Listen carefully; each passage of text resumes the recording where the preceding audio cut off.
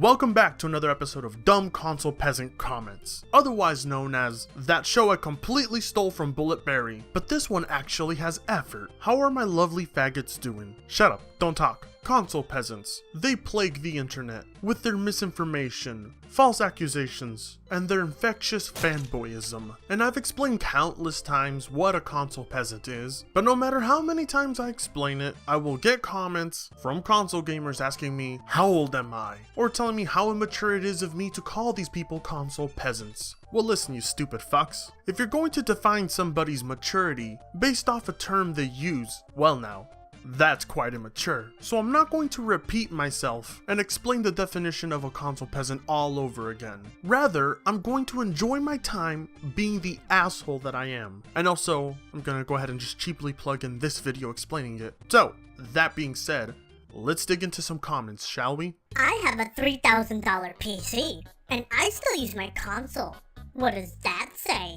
Well, what that says to me is that you're absolutely retarded. And I don't mean that in the sense that you're retarded because you prefer your console over your $3,000 PC. No, I'm saying you're retarded because you have a $3,000 PC to begin with. I enjoy pointing out these dumbasses because they always set their standards for PC gaming at such a high budget. To my fellow console gamers who want to get into PC gaming, $3,000 is not a requirement. You can have a perfectly enjoyable PC gaming experience at $900 or $700.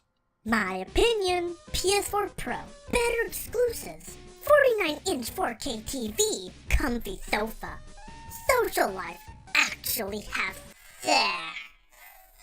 Well, I'm glad you said at the very beginning of this comment that this is all just an opinion, but 49-inch 4K TV? That makes the PlayStation 4 Pro better? Is it your opinion that only the PS4 Pro can use that TV? You don't think a PC could connect to it either, do you? A comfy sofa? Your opinion is that a console is better because of a comfy sofa? Because you can't play your PC from a sofa? Social life? It's your opinion that consoles are better because you have a social life? Because there aren't console gamers out there that lack one either? Actually have sex? It's your opinion that consoles are better because you actually have sex? Well then, I better go tell my good friend, oh no it's Alex, to stop gaming on the PC or he's gonna waste those juicy biceps. A PC that can have more graphics than a console does is like $1,000 more. I just go to the store and buy a $300 PS4. Now, originally, I was going to sit here and call you a retard for the more graphics comment, but now that I think about it, usually the PC version of games do have more graphical options and more graphical effects, so you wouldn't actually be wrong. But the area where you are wrong in is saying that it would cost $1,000 more, because even a $500 or $600 PC has access to these effects, unlike the PS4. So no, you don't have to literally pay $1,000 more for more graphics. Why to buy consoles? Enter and play. Better franchises. Not so expensive. And you don't have to build it. This is clearly the comment of someone who has never played on a PC, or has made all their past purchasing decisions based on lies and myths about PC gaming. Insert and play. On the PC, we call it download and play. But let's not kid ourselves. Perhaps consoles of the past were insert disc and play, insert cartridge and play, but the current day consoles are known as insert disc, wait for installation, wait for patches, create online account, then play. Better franchises. That's completely subjective. I'm not one to say which franchise is better. Both platforms have fantastic franchises. I don't play console games because I don't like the platform, but I will never use the argument of better franchises because it's completely subjective. Not so expensive. Well, guess what, my friend? Neither is PC gaming. And it's also no secret that consoles will cost you more in the long run, with online subscriptions and paying more for games. And might I add, paying more for a lesser experience too. And your last point was that you don't have to build it? Well shit. I suppose I can't take into consideration all the pre-built PCs you're able to purchase. I mean, obviously all gaming PCs have to be built by yourself, right? Guys, please. Real gamers have both console as PC. Consoles are different in a million ways from a PC, so why compare them? Consoles are just cheaper and you get less. PC are way more expensive and you get more. It's just how much money you have and what to put into it. Well, shit. I call people who say stupid things about the PC console peasants all the time, but I'm not retarded enough to pick and choose what a real gamer is. If we defy what a real gamer is by the ownership of all platforms, then I suppose that's a very small number of gamers out there. What does that make the rest of us who only own a single platform?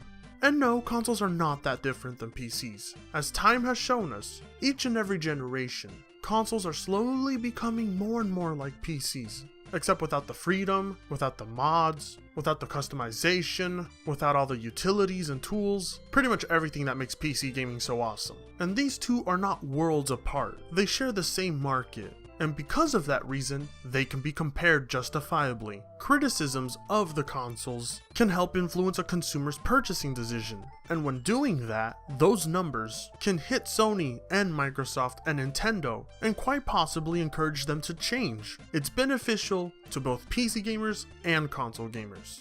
Also, it's fun. PC, typing essays on Word. Console, gaming. Okay, let's use that same logic. Consoles, Netflix. PC, gaming. You see how stupid that sounds? Both are gaming platforms. The PC just so happens to do, well, thousands of more things, and gaming is one of those things. And it does it better too, which is quite funny considering the fact that consoles are built for it. And also, at least we can type an essay. Why not to get a gaming PC? Bad optimization of games. DRM. You miss out on console exclusive if you only play PC, that is. Origin and Uplay. I'm not saying PC gaming isn't good, but it really has a lot of BS.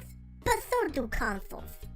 Tell me now, are there truly enough poorly optimized PC games out there to turn people away?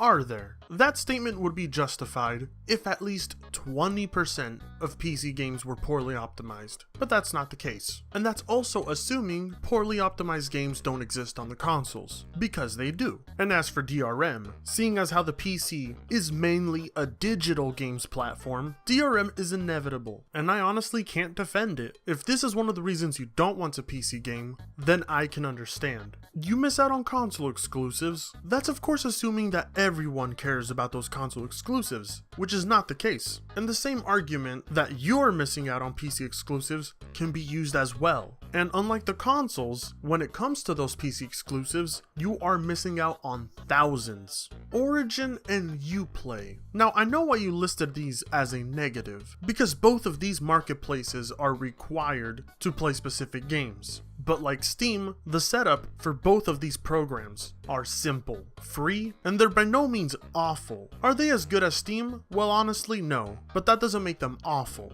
And unlike consoles, you don't have to purchase them to play these specific games. These are free to download. I would consider this a minor inconvenience, but it's worth it in the long run to keep the competition on the PC healthy and steady. With the release of every new games for PC, gamers is disaster, as they may have to go out on a tedious process of buy a bunch of upgrades, graphics card, and many other stuff to upgrade your computer. To play the goddamn game properly, you need a list on technical requirements like a more advanced graphics card or a higher power processor to play a damn game, especially the next game. I can't take it anymore! I just want to die! Oh god, please. There's only so much my immune system can take. Are you seriously implying that at the release of every new game, PC gamers have to go out of their way to buy a graphics card or a better processor? A better processor and a better graphics card can improve your experience or make the game run better, but it's not a requirement in order to run the game. That of course depends on your hardware. Nearly every hardware configuration of the past 4 years is guaranteed to run most of the games at 1080p 60 FPS. And in certain cases, even older hardware. A new fucking graphics card isn't needed for every single new game. The PC gaming platform would die with that kind of business model. This takes time and money and likely a fair share of error messages during installation. And also, all of those upgrades cost money, and while buying consoles is not a cheap endeavor, once you have the unit, it is going to last you for years. The PC gamers only speak about graphic quality and frame rate and nothing more. Useless seeing that no one really cares. Also, console games let you play the game to the beginning to the end, while some PC games you need to wait for the next patches for the next part of the game, despite you already buy the game.